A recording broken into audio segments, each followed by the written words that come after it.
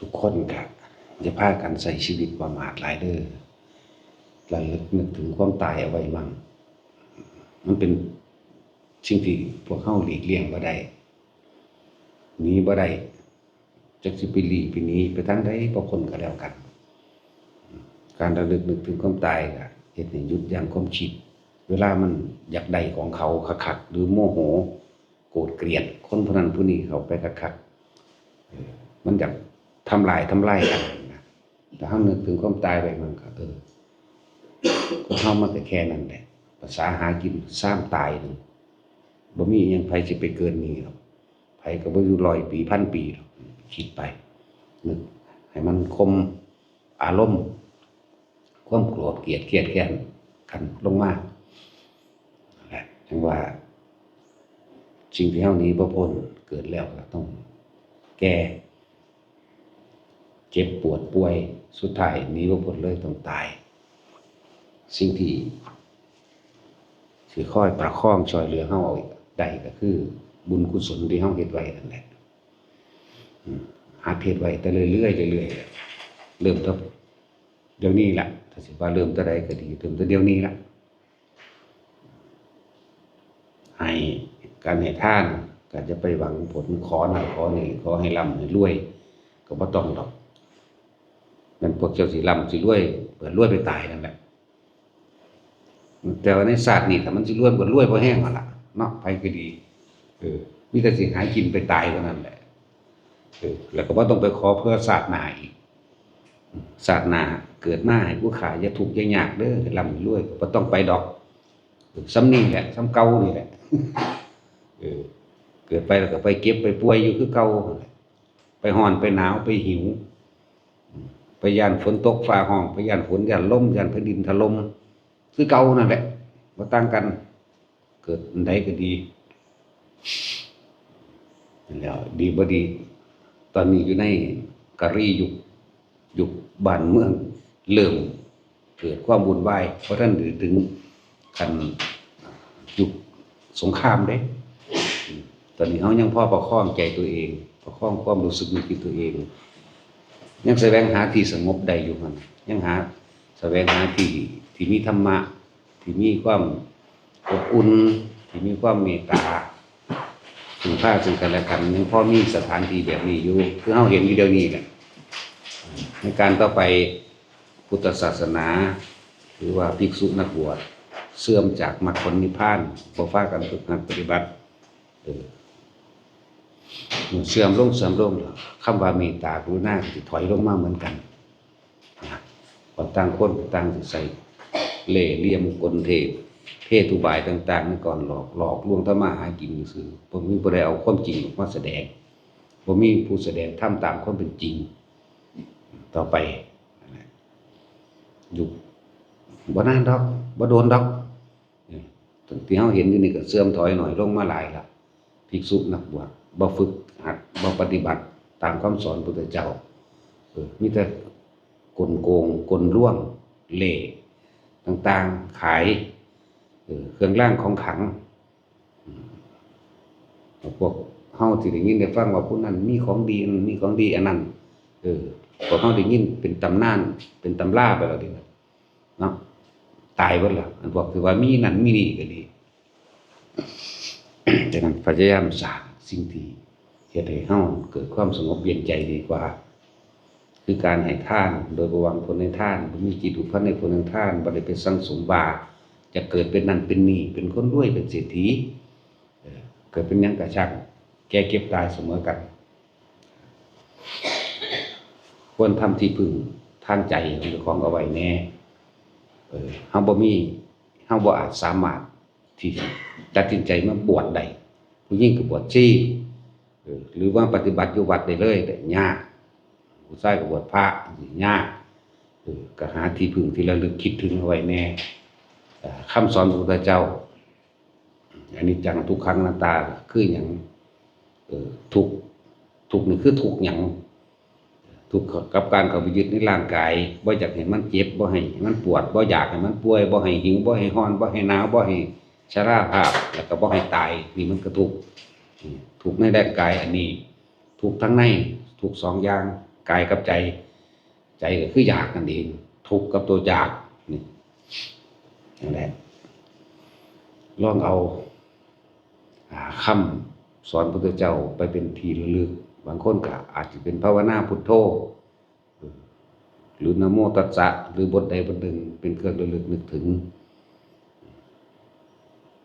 ก็ท่องทำความนอบน้อมพุทธเจ้าคิดถึงพุทธเจ้าว่ามันมีหลายบทดอกในสมัยนั้นเลยนะโมพุทธัสสะนะโมธัมมัสสะนะโมสังฆัสสะมื้อนี้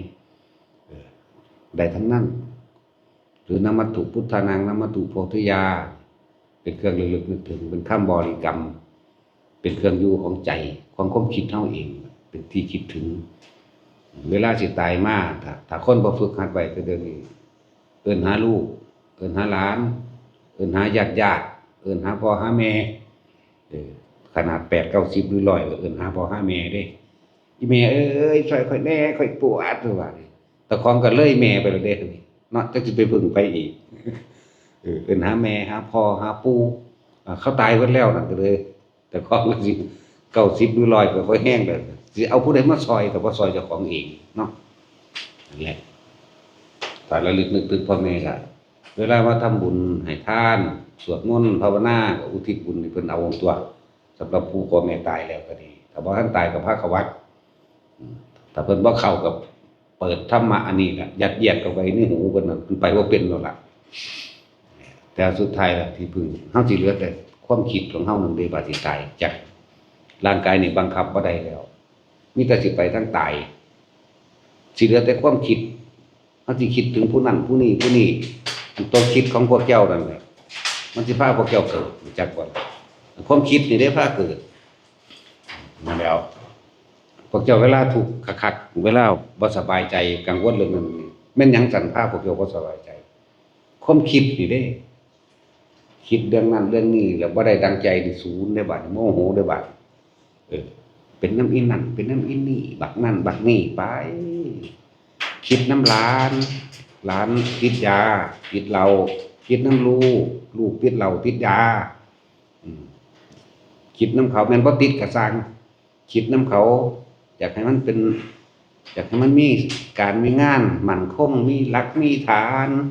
มันนี่ยังสันพาพวกเจ้าถูกความคิดพาทุกข์แต่เฮามีเครื่องดูเครื่องปลอบประโลมสะโลมใจเฮาแน่ปล่อยพวกเฮาคิดมากคิดทุกข์แน่แต่คิดถึงพระพุทธเจ้ากับคำสอนเพิ่นแน่คิดถึงคำสอนเพิ่นสัตว์โลกคือคนทั้งหลายล้วนแล้วแต่เกิดมาก็เป็นไปตามกรรมคือการกระทำของตัวเองเขาเฮ็ดสิ่งใดเขาก็ได้สิ่งนั้นเหมือนตัวเฮาเองนั่นแหละแม่นเฮาสิมีความรักหวังดีทุ่มเทให้สุดชีวิตเบิดทุกอย่างก็มอบให้แล้วเพียงใดก็ช่างสุดท้ายเฮาก็ต้องตายจากเขาหรือเขาก็ต้องตายจากเฮาบ่มีอีหยังกีรังอย่างยืนกันจักอย่างดอกแต่ว่าเฮาก็บอกก็สอนก็แนะอยู่ดอกเพียงแต่ว่าอย่าจนเกินไปจนบ่มีเวลาพักใจบ่มีเวลาพักจิตคิดถึงแล้วก็หาเครื่องอยู่ของจิตของใจของความรู้สึกเจ้าของแน่อย่าอยู่แต่ความรู้สึกกับความเป็นห่วงลูกหลานผัวเมียกิจการเงินการงานก็ว่าไปถ้าเฮามีเครื่องอยู่มันก็ค่อยทุเลาเบาบางคิดมากๆมันก็ชินเด้คิดแต่น้ำลูกคนนั้นคิดแต่น้ำลูกนี่ชินแต่คิดน้ำเขานั่นแหละจะซอยเหลือให้เขาบ่ได้ดอกแต่อีกอย่างนึงคือว่าเฮาสิแนะนำดีปานใดก็ตามส่วนสู้ซอยปานใดก็ตามแต่เขาบ่เฮ็ดนำเฮาก็เฮ็ดหยังเขาบ่ได้เพราะเขาก็มีทางของเขาแต่ละคนพวกเฒ่าพุ่นแล้วล่ะตะกี้พ่อแม่พวกเจ้าก็สอนกันนั่นแหละให้เฮ็ดจังซั่นจังซี่พวกเจ้าก็ขัดความคิดขัดคำสอนพ่อแม่คือกันพวกเฒ่าๆนี่แม่นเบิดนั่นแหละเนาะนี่จะเว้าอีหยังดอกว่าเด้ข้ามั่วแต่เมาแต่เล่นนั่นแหละนั่นแหละบัดนี้เอาความรู้สึกพ่อแม่พวกเจ้า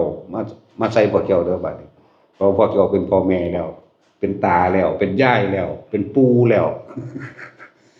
เขาก็แบบเดียวกันกับพวกเจ้านั่นแหละเนาะเฮ้ยสิเว้าหยังดอกใจอันนี้ว่าเด้ฟ้าวไปพุ่นเขาฟ้าวแล่นน้ำหมู่คือพวกเจ้าแล่นน้ำหมู่นั่นแหละบ่ต่างกันเลยและจังว่าสัตว์โลกคนทุกคนนั่นแหละเป็นไปตามที่เขาคิดจังใดเขาก็สิเว้าแบบนั้นเขาก็สิเฮ็ดไปแบบนั้นเด้คือพวกเจ้าคิดนั่นแหละบัดนี้เฮาลองหาวิธีหยุดคิดขึ้นมาอยู่กับตัวเองมั่งอยู่กับความรู้สึกตัวเองมั่งความรู้สึกของเฮาเองถึงเฮาบ่เคยห่วงมันบ่เคยห่วงความรู้สึกที่เป็นกลางๆความรู้สึกที่สงบในตัวเองเฮาบ่รู้จักจักสิเฮ็ดจังใดหาจังใดก็มาฝึกมาหัดมาภาวนามาฟังแล้วก็น้อมเข้ามาสู่ตัวเองล่ะพ่อสอนอยู่ตลอดอยู่กับลมหายใจมั่งอยู่กับความรู้สึกนิ่มๆนุ่มๆในตัวเองกลางหน้าผากอุณาโลมจังซี่มันจึงเป็นอุเบกขาได้ส่วนมากเฮาบ่อุเบกขากินข้าวอยู่มือก็จับข้าวจำปนจำแก้วอยู่แต่ว่าความคิดความรู้สึกพวกเจ้านำลูกนำหลานนำเงินนำงานนำหนี้ คิดนำหนี้สารพัดที่สิคิดไปความรู้สึกต่างๆเข้าไปห่วงไปกังวลนั่นแหละให้ทุกคนรู้ไว้นั่นแหละพบเป็นที่พวกเจ้าสิไปเกิดความรู้สึกที่ไม่พอใจกับลูกกับหลานก็ตามมันเกิดจากพวกเจ้าคิดปรุงแต่งอยากให้มันเป็นแบบนี้แบบนี้แบบนี้อารมณ์พวกเจ้าเกิดพร้อมนั่นแหละพบเป็นที่เกิดคืออารมณ์พวกเจ้านั่นแหละขนาดคนที่เฮาฮักเพียงใดก็ช่างคือลูกหลานเฮาเองสูญให้เขาบ่เฮ็ดนำเจ้าของถ้าพวกเจ้าตายกับความโมโหว่าลูกหลานบ่ได้ดังใจพวกเจ้าก็ไปนรกคือเก่าเด้แม่นบ่ล่ะโอ้แม่นบ่ล่ะว่าซั่นเพราะสำคัญเฒ่าซื่อๆเฒ่าแล้วเฒ่าเลยมีผู้ใดรู้จักหยังพอปานใดดอกนี่เว้าให้ฟังแล้วก็พากันไปปรับปรุงตัวเองตัวนรกดิบๆคือหยังคือตอนพวกเจ้าโกรธเกลียดนี่แหละแต่สิ่งที่เฮ็ดให้เฮากังวลมากที่สุดคือคนที่เฮารักคนที่เฮารักเด้อลูกหลานเฮาตั้งหวังกับอนาคตของเขาจะให้เขาเป็นเจ้าเป็นนายให้เป็นครูหรือให้เป็นหยังก็แล้วแต่ที่มันเป็นอาชีพที่มั่นคงเขาว่าเด้พวกเจ้าก็คิดนึกไปหาเงินพอซื้อตำแหน่งใดก็ซื้อพอเฮ็ดเท่าใดก็เฮ็ดและลองหันเข้ามาเอาใจความรู้สึกเจ้าของแน่ให้มันพักผ่อนแน่ความรู้สึกนึกคิดของเฮาให้มันพักผ่อนอยู่กับลมหายใจมั่งอยู่กับความรู้สึกเฮาฝึกไปแล้วผู้ใดรู้จักแล้วคำว่าปฐมฌานทรงฌานเจริญฌานหรือรักษาความคิดตัวเองให้กลับมาอยู่ในกายเวทนาจิตเวทนากายของเฮาแน่อย่าเอามันไปอยู่กับผู้อื่นหลายความคิดนั่นน่ะไปอยู่น่ะคำว่าไปอยู่นั่นคิดถึงบ้านเดี๋ยวนี้เห็นเดี๋ยวนี้คิดถึงลูกเดี๋ยวนี้เห็นเดี๋ยวนี้เร็วขนาดนั้นเด้อคิดถึงการเงินการงานเดี๋ยวนี้ก็รู้เดี๋ยวนี้เห็นเดี๋ยวนี้เพราะว่ามันเกิดจากที่พวกเฮาไปจดจำมันอยู่แล้วมันเป็นของเฮาที่เฮากระทำไว้อยู่แล้วพวกเจ้าเสียงเงินไปใส่เห็นปั๊บโลดเพราะว่ามันเป็นของเจ้าของเสื่องเนาะเหมือนซั่นแล้วจิตติดที่ไหนไปเกิดที่นั่นเด้อจิตนี่คือรู้คือสัญญามันรู้ว่าเจ้าของเคยเฮ็ดอีหยังไว้พอถ้าเฮาไปคิดถึงหม้องที่เฮาไปเฮ็ดไว้นั่นเอิ้นว่าสัญญามันคิดถึงไปห่วงเอาทองไปเสื่องไว้ใต้หมอนจังซี่ปั๊บเข้าใจพอดีกับพวกเจ้าตายนี่หั่นเรียกว่าไปหลงในสมบัติไปเป็นสัตว์เดรัจฉานเด้ออาจจะเป็นเป็นมดเป็นขี้เกียจเป็นแมงงอดระวังดีๆอยากบ่ขี้เกียจตายไปก็ไปเข้าไข่มันซะก่อนหาไข่มันสิไปหม้องพวกเจ้าคิดถึงคนเฮาสิตายมันสิเป็นจังซั่นล่ะเด้อพอดีใจขาดปั๊บเจ้าคิดถึงหม้องใดมันสิไปหม้องหันก่อนตัวจิตตัววิญญาณก็ว่าไปพวกเจ้าก็เข้าใจไปตามความจำพวกเจ้าที่มันคิดถึงปั๊บบัดไปจับเอาทองมันที่เชื่องไว้มันจับบ่ได้มันคนละอันกันแล้วมันคนละมีฤทธิ์กันแล้วแต่ว่าฮู้เห็นอยู่เฮ็ดจังได๋น้อกูดูวนไปวนมาแต่พอดีมีใครขี้เกียจอยู่หั่น กูจะเอานี่แหละไปจับเอาเข้าไปซ้ำนี่มืดตึ๊บบ่กี่มือก็เกิดบัดนั่นแล้วแต่ว่ามันจื้อได้อยู่เด้ในชั่วขณะนั้นจักบ่ล่ะมันเกิดขึ้นมาใหม่ บัดนี้เห็นลูกหลานก็มาหาท่องก็เอิ้นเขาล่ะลาอยู่หั่นล่ะเนาะ มันจื้อได้อยู่เด้เฮ้ยมันเอิ้นแม่เอาไว้หั่นเด้อแม่เอาไว้หั่นเด้อซั่นเขาบอกว่ามันคือมานี่ก็อย่างดีตายซ้ำ นี่วิธีการเกิดของสัตว์ทั้งหลายของคนไปเกิดเป็นสัตว์เป็นแบบนี้บางทีก็ไปเข้าท้องหมาสิมันสิพอดีกันเด้มันบ่แม่นเกิดเป็นหมาใหญ่บึบขึ้นมาเลยเด้เจ้าการกำเนิดของคนเกิดในไข่เพิ่นเอิ้นว่าอันทชะเกิดในไข่ถ้าคันทัพพะหมายคันกับท้องนั่นแหละพดุงคันนั่นน่ะเรียกว่าคันก็ไปว่าท้องในท้องหมาพอดี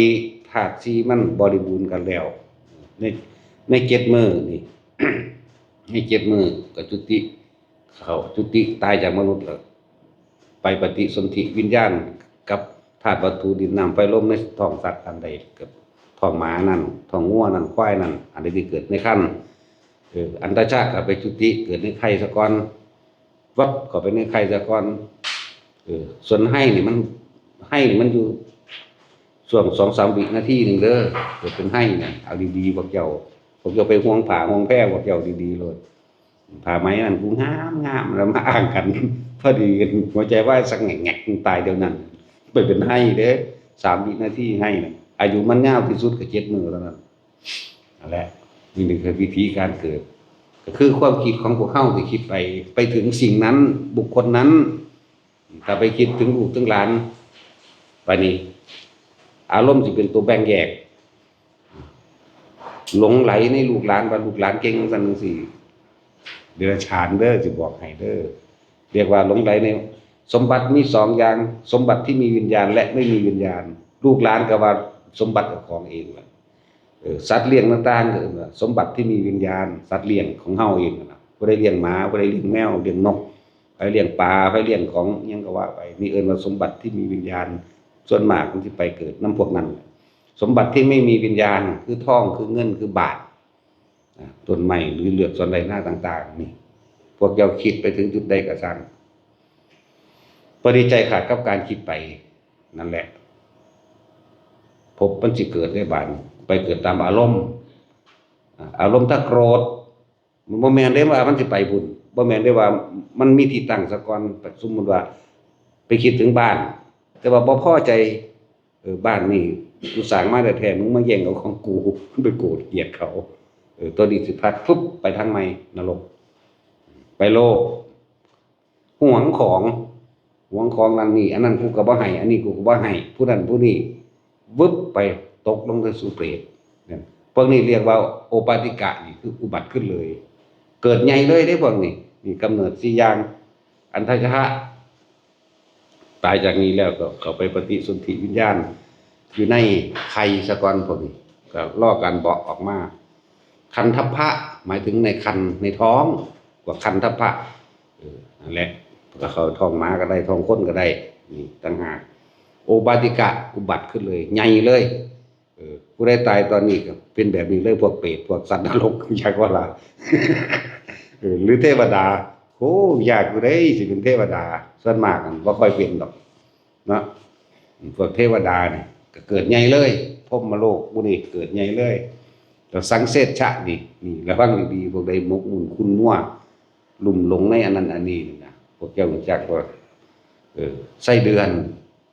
จักบ่ล่ะสังเสชะนี่ศัพท์พระพุทธเจ้าเพิ่นร่วมสัตว์หลายๆไว้บ่ทันแยกว่าเป็นนั่นเป็นนี่กับแมงหัวคอนหรืออันยึกยืออยู่ได้มองห้องน้ำที่มันยืดไปนั่นนะนั่นแหละพวกนี้พวกมืดดำพวกมืดพวกหมุนพวกหมองพวกมั่วเมากำเนิด4อย่างเกิดจากความคิดเกิดจากความคิดเฮาที่คิดไปถึง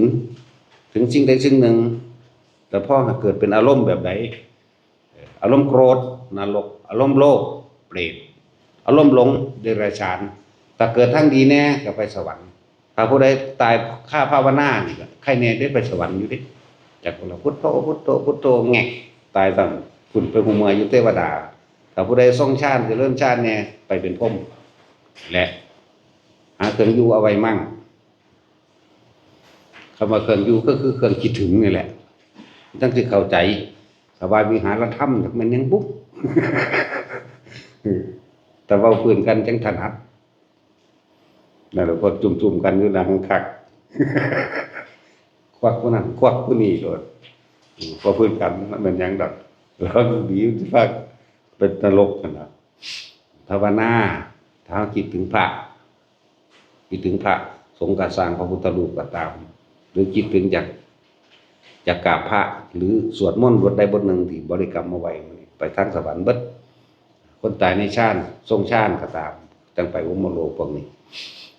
แต่ภัยว่าจะเกิดกับพยายามอยู่กับลมหายใจให้มันได้เด้อลมหายใจบ่มีรูปบ่มีร่างบ่มีตัวบ่มีตนบ่เป็นสัตว์บ่เป็นบุคคลบ่เป็นสิ่งของทำความรู้สึกอยู่กับลมเพียงแค่หายใจเข้าหายใจออกอยู่ตรงสั้นพอสุดท้ายแล้วเฮาสิมาตายนำลมหายใจนี่เด้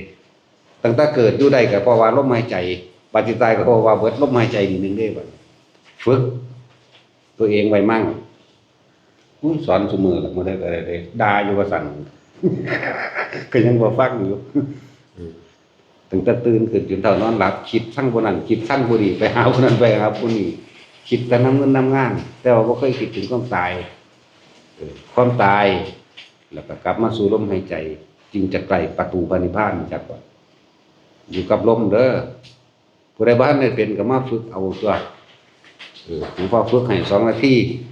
ถ้า2นาทีบ่ได้ก็ห่วยอิปัสสาทบ่ได้บาดไปทางนั้นได้บาด มันคิดบากนอกนั้นเขาก็มีครูฝึกให้ครับเขายังใจดีบ่คือหลวงพ่อใจร้ายเอาล่ะพอ